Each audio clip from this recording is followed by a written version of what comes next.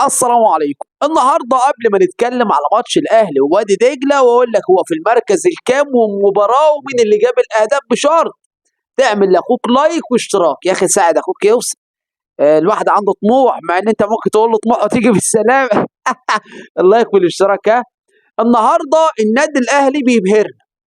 النهارده الاهلي بيبهرنا بمين؟ اولا بتريزيجيه. تريزيجيه يا جماعه بدأ يظهر. الكلام اللي كان بيتقال عليه الاول انت جاب مليون وب5 مليون وب100 مليون ما بتعملش حاجه. تريزيجيه تالت هدف ليه على التوالي مع النادي الاهلي.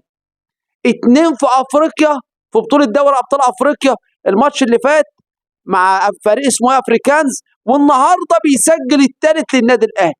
تريزيجيه يا جماعه الفتره دي اسطوره.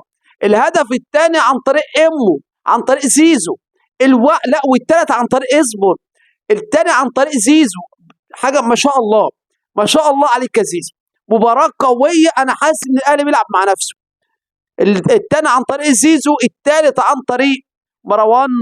اسمه مروان اللي لسه جاي جديد. يا جماعه ان الاسماء عنده بتروح ليه؟ اللاعب لسه جاي جديد ده جايب هدف النهارده للاهلي براسيه وباسيست مين؟ امام عاشور. باسيست امام عاشور.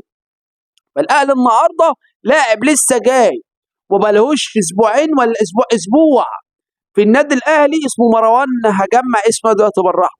لسه ما كملش اسبوع مع النادي الاهلي وبيسجل اول اهداف. ايه يا اهلي؟ انت عاوز مننا ايه؟ لاعب بقالي اسبوع معاك يسجل اول اهداف. واللي عاجبني في المباراه دي امام عاشور. المفروض كان راح بالكره في منطقه 18، المدافع بتاع وادي دجله يزق امام عاشور مش راضي. بيقول له والنبي ما هنولها لك. رفع عرضيه بص بالملي على راس مروان اللاعب الجديد ده، خلاه يسجل هدف براسيه صاروخ. يا عم لا تصد ولا ترد دي. الهدف الثالث للنادي الاهلي. حاجه ما شاء الله. الاهلي النهارده كان بيلعب بشكل مختلف، شكل غريب، ضغط، شراسه، قوه غير طبيعيه. معرفش انا الاهلي ايه اللي حصل في المباراه دي، تحول التحويل الغريب ده. كل اللعيبه بتلعب وكله بيحاول وكله بيعمل، ومش مخليين وادي دجله عارفه تتحرك. الاهلي ضاغط في منطقه ال 18 بتاعت وادي دجله، خط النص ده الاهلي كله هناك في خط النص بتاع وادي دجله. وادي دجله الفريق مش عارف يتحرك، مش عارف يحاول، مش عارف يتعادل، مش عارف يعمل حاجه من كتر الضغط الاهلاوي. الاهلي النهارده عمل مباراه شرسه. يستروب النهارده قال لك انا هحط خطه في دماغي، والخطه دي لازم تنجح.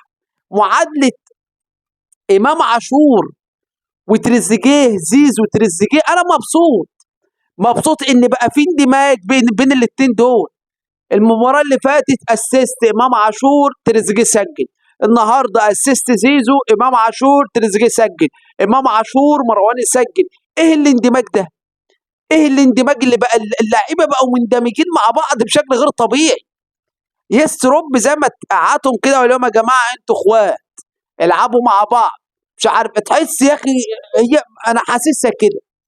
الاهلي النهارده يا جماعه بصراحه بعيد عن المباراه انا شايف آه، آه، يعني اللعيبه كلها متفاهمه مع بعض، فاهمه بعض، حاسه ببعض، خطوات بعض.